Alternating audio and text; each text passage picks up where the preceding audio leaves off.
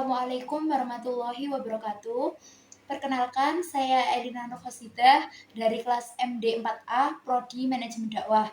Video ini saya buat untuk memenuhi tugas mata kuliah Pesantren Studies yang diampu oleh Ibu dosen Zulfa Ismawati. Nah, kali ini saya akan menjelaskan tentang sholat duha. Jadi di sini saya akan menjelaskan tentang berbagai hal mengenai sholat duha. Yang pertama yaitu pengertian dari sholat duha. Sholat duha sendiri merupakan sholat sunnah yang dilakukan ketika matahari sudah naik sekitar 7 hasta dari terbitnya. Nah, dan akhir sholat duha ini adalah sampai sebelum zuhur. Sholat duha ini merupakan salah satu sholat sunnah yang sangat dianjurkan karena memiliki banyak sekali manfaat, terutama yang paling biasa diketahui oleh orang adalah sholat duha ini dikenal sebagai salah satu sholat yang bisa memperlancar rezeki. Nah, yang selanjutnya yaitu tentang rokaat dari sholat duha ini. Jadi ada beberapa ulama yang berbeda pendapat apakah minimal rokaat yang dilakukan ketika sholat duha ini ada 2 atau ada 4. Namun para ulama bersepakat bahwa rata-rata ulama itu berpendapat bahwa minimal dari sholat duha ini ada 2 rakaat, sedangkan maksimalnya tidak diberikan batasan atau sebanyak-banyaknya. Namun ada beberapa kesunahan dari rakaat sholat duha ini yaitu 2, 4, 6, 8, dan juga 12 rakaat. Nah, ada juga kesunahan di dalam sholat duha ini.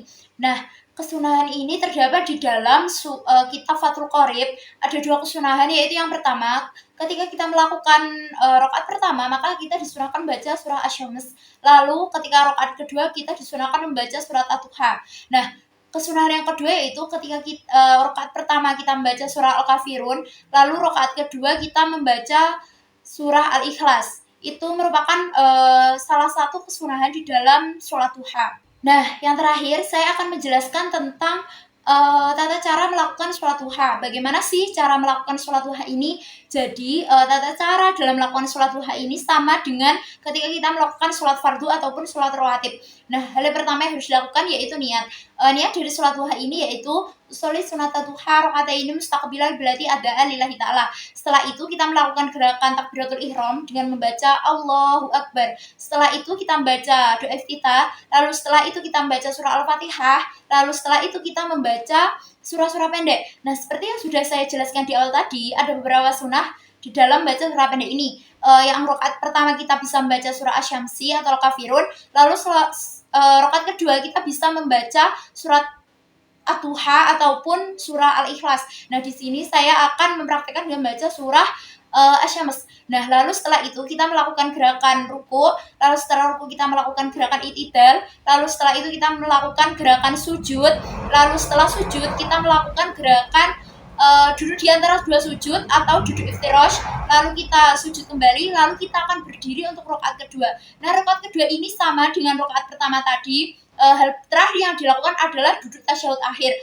lalu membaca tasyahud akhir. Nah, setelah selesai membaca tasyahud akhir, maka hal yang dilakukan selanjutnya adalah mengucapkan salam.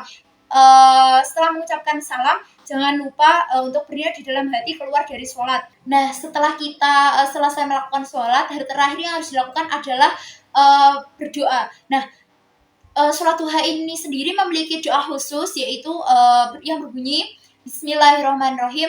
Allahumma inna duha'uka wal baha'uka wal jamala jamaluka wal quwata quwatuka wal qudrata qudratuka wa ismata ismatuka. Allahumma in kana rizqi fis sama'i fa anzilhu wa in kana fil ardi fa akhrijhu wa in kana mu'assiran fa yassirhu wa in kana haraman fa tahhirhu wa in kana ba'idan fa qaribhu bihaqqi duha'ika wa baha'ika wa jamalika wal quwatika wal qudratika atini ma ataita min ibadika sholihin. Baik, sekian penjelasan saya mengenai sholat duha ini.